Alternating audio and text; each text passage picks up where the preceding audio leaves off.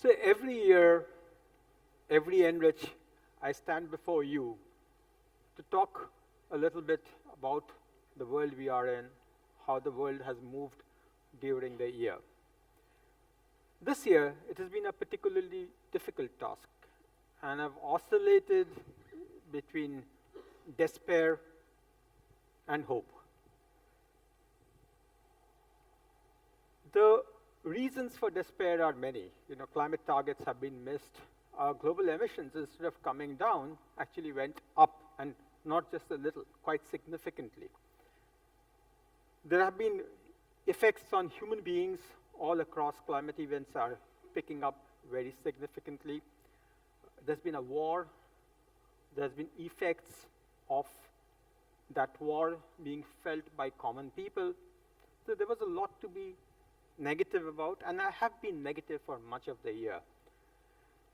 Till a couple of conversations told me, and this was with the young and with the experienced, and those people just told me, maybe there's a different way of looking at it. So today, I'm going to talk about both the despair and the hopes. Let's start with the bad news first. But when we do that, it's important to start with facts. Facts are a very, very good way to start. Keep out emotions out of the picture.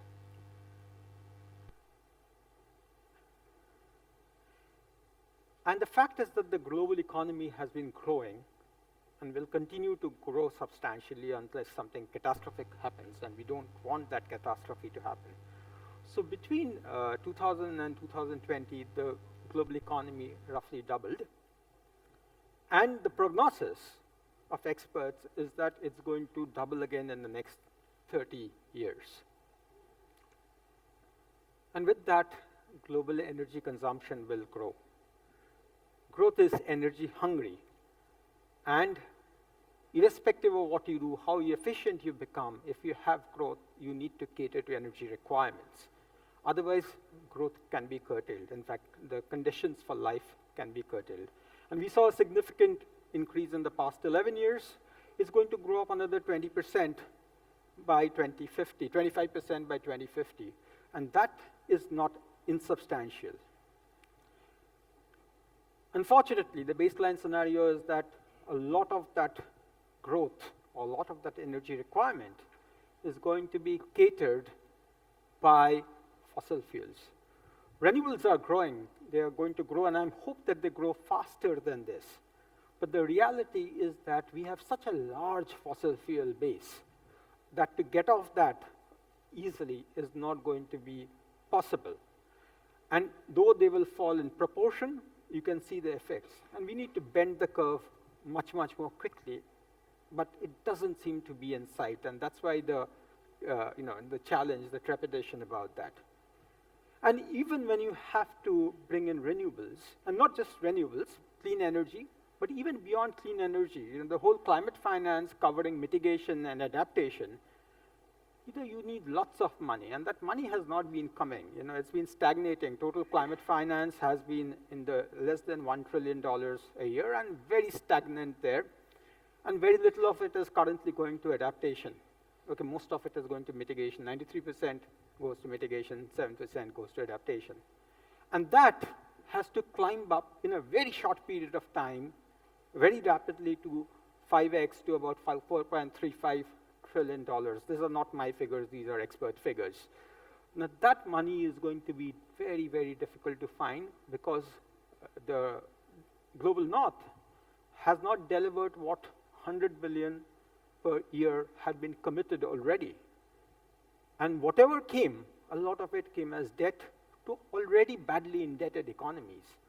So the current lens of looking at the financing possibly doesn't work. So enough reason for doubts. And the doubts get accelerated when you look at what is happening when we are at 1.2 degrees. We are talking that the 1.5 degree world will be safe. This is what happened in a 1.2 degrees. At the poles, the ice is melting faster. On many of the days, the temperature at the poles is 40 degrees above the historical normals, 40 degrees Celsius. And that's why polar ice is melting very, very quickly. That's why the polar bear is stranded. Actually, it's not the polar bear alone who's stranded. All of us are stranded. We have had devastating hurricanes in the eastern seaboard of our country, but it's not sparing anyone. It's actually not sparing the US, which has been one of the largest polluters, or the largest polluter in the world. It's not sparing the US. Haiti, and of course, in the process, those Caribbean islands get killed even more. But the eastern seaboard of the United States has had 14 tropical named storms. You name storms when they acquire a certain magnitude. 8 of those converted to hurricanes. Okay? They have nice names, Danielle, Alex, Fiona, it goes on. But it's really a bad situation across the world. We saw what happened in Florida. Sorry. I'll go back. While that was happening, there was severe drought in China. Now, China, if you're reading the newspapers, is a little less disciplined than we imagined it always to be. People are on the streets after the COVID incidences and the lockdowns not going away. But provinces in China have been fighting for water. It's been a very, very severe drought. And while that was happening, there was a catastrophic flood in Pakistan, which affected 1/3 of the people in the country and caused damage of $40 billion. One incident of flooding causing $40 billion of damage. Now, if you look at what the world had committed as transfers from the rich to the poor, was $100 billion not met. And this one incident caused $40 billion of damage. I have a personal story to tell. 17th of August, I was traveling along with my family from Nubra in Ladakh to Pangong, and it goes along the Shiok River. Okay, and that river was absolutely in torrent, black, dark mud, absolutely in torrent flowing through. And I was just wondering aloud that, how can the people downstream be spared? They were not spared. 10 days later, a combination of that snow melt, and there are 7,000 glaciers melting rapidly in that region. Snow melt and rains made that happen in Pakistan. So it's not so far away. Actually, I was there. And in the middle of all of that, we have a pretty senseless war. A war driven by passion, ego, whatever way you want to call it. But it's affecting our energy transition. Apart from it affecting commodity prices, it's affecting the energy transition. 75% of the nickel in the world, high-grade nickel in the world, is in Russia. And Russia is not the only difficult geography. There's Democratic Republic of Congo, on which we depend on cobalt. China, and depending on how you look at China, difficult or not difficult, the reality is that 75 to 85% of the battery processing capabilities sit in China. So these are the challenges of our times. And it has caused prices to go up. Now, the top line, of course, is very easy to understand, and there's a group called Gas Pulse. Some of us are members in that. We've been talking about that. 6x, 7x, the gas prices went up. That's not news. The news is the bottom. Brent crude oil, it looks like flatlining. Okay? Actually, between May 21 and May 22, Brent went up 70%. But because others went up so much, it is looking like flatlining. That effect is still there. Even if the prices have come down slightly, the effect is still there. Our oil companies, and many of you are here in this room, are still having significant under-recoveries. And that is the truth with which we are dealing. It is damaging public finances, and that is the challenge which we are dealing with.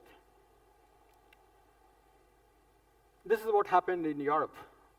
While we were being told about the fact that we need to follow a low-carbon journey, mothballed coal-fired power plants got recommissioned. And inflation has been on the rise. These are not the worst of numbers. Actually, these numbers could have been much, much worse, but the energy prices were capped in most countries, and that's why this was contained. But it's already caused certain outrage on cost of living across the world, and we are all feeling that. Prices just don't seem the same. In fact, this number almost feels like too low, 6.4, and I'm seeing every day when I go to buy something costing 50%, 70% more. Airfares are up, hotels are up, anything you see seems to be so much higher. So it doesn't feel right.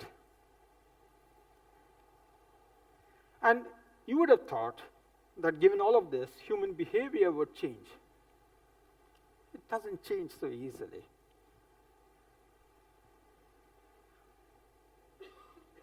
Food, one of the basics of consumption, causes greenhouse gas emissions. Agriculture, dairy causes greenhouse gas emissions. And what is the most emitting is meat. Meat consumption has gone up, has doubled in the last 30 years. Per capita meat consumption has doubled in the last 30 years. That is the kind of thing, or may not be per capita, but that's how it has been, And we all know that. Now that we are not listening to the climate scientists because humans find it very difficult to change attitudes. They find it very difficult to change utility. The lights never go off. Okay, the cities don't really need those lights. Even my household doesn't. The lights are on. All of us know the story that lots of lights are not turned off. Okay, so we are not willing to compromise on utility. And the effect of that is being felt by the lungs of nature. Rainforests are being cut down. This is the picture from the Amazon. Every year, this year, 11,000 square kilometers of the Amazon rainforest will be cut down for feeding human wants. This is where the challenge is, because 11,000 square kilometers means 8 times the national capital territory of Delhi. So we are cutting down 8 Delhis in a figurative manner every year. And this has been on for 20 years. So when I have been agonizing about it, you would understand why I come from there. Why can't we stop consumption? Why can't we reduce? Why can't we conserve? Why can't we go green? And this is where a few conversations told me, and somewhere with a very young group of friends and colleagues, we get together at times for a meal, chat, general idle banter, and sometimes purpose. And when I was ranting, one of them actually said that, you need to kind of be more rational about this. We know that junk food is bad. It's all written there. Okay, do we reduce junk food? In fact, in the days of Zomato and Swiggy, junk food has gone up. So do we respond to that? Some people do, many don't, and most don't. I was talking of rationing. The problem with rationing is that, and this is again the sage advice from the young mind, saying that you can ration for 6 months. You can ration in a pandemic. You can ration in the middle of war. 10 years of rationing, who's going to accept that? It's not going to happen. But then when I was putting up my arms in despair, he said that, but there is hope. Because things change, and humans adjust to that change. And the good news is that the human population growth is coming down. So in some sense, in a relative sense, fewer people need to adjust to the change. This was the growth which we had, 1950 to 2022, 2.5 billion to 8 billion. That's stabilizing. In fact, alternate estimates show that it can be even lower. So at least we will have not the same proportion of mouths to feed in the future. Also, what is happening is renewable energy costs are coming down. That won't replace fossil fuels overnight, but system to system, we are seeing that renewable energy-based systems are becoming much, much less expensive. And that's causing that flywheel which ESD talked about to turn. And technology is indeed making a difference. Green hydrogen, 2 years back at ENRich, we were talking about beyond the horizon. I remember the second name, Beyond the Horizon Technologies. That's a 60 billion market globally. By 2030, could be higher. It depends on how it goes. Battery growing 15x. Smart grids becoming the thing, and Alokji, I'm sure you know the kind of work which has been happening on Ministry of Power and Smart Grids is a part of that. CCUS, which India needs, it's been slow starter, but some very, very positive developments happening recently. Biofuels, a part of the plan of government. Small modular reactor, again being pushed aggressively because the hope is that when we build small, we build safe, we build fleet style, less expensive. So this is the story which gives us hope. And once this starts happening, once technology starts changing, once we won't give up the lumens we need. But if those lumens are actually becoming 20 times more efficient in delivering, then that's where change happens. And I'll end to say that change is all happening in India. India is where the action is, and that's the other thing which makes me very positive. This is a plot. Our installed capacity by 2047, when we have 100 years of independence, is going to grow 3.5, and most of that is going to come from renewable energy, because that's what is happening. Our fossil fuel mix the non-fossils will go to 77%. Green hydrogen, looking very large, that was the India number, 25 million tons. Our oil and gas exploration still has to continue. Good news for Vinay and Jayant over here, because we just don't have a choice but to secure our energy. Our refinery capacity will increase because we are looking at much more petrochemicals, and India becoming a petrochemicals hub for the world. But we're looking at responsibly.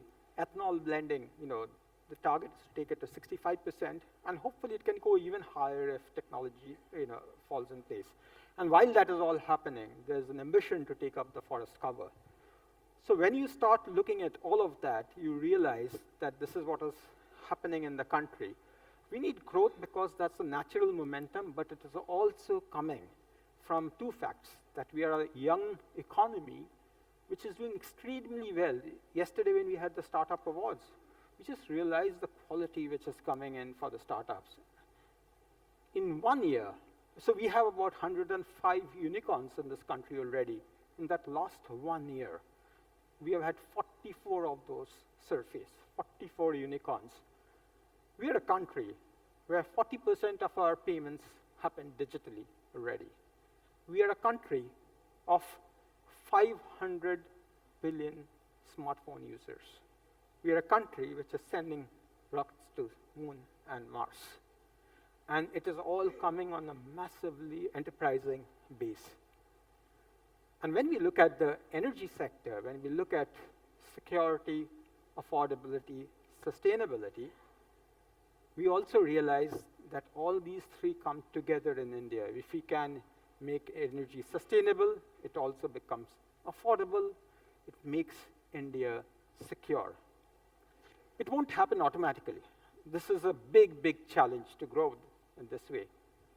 But the hope is that with the enterprising nation that we are, we will find ways to pull it all together, coupled with the right policy, environment, and incentives, and the signals, and this will all come to be. And this is why we get in forums like ENRich to talk about these, to find plausible pathways to make that change happen, to make India grow and contribute to the security of the world. Thank you. Over the next 2 days, today physically and tomorrow virtually, we deep dive into the issues. Apurva, over to you.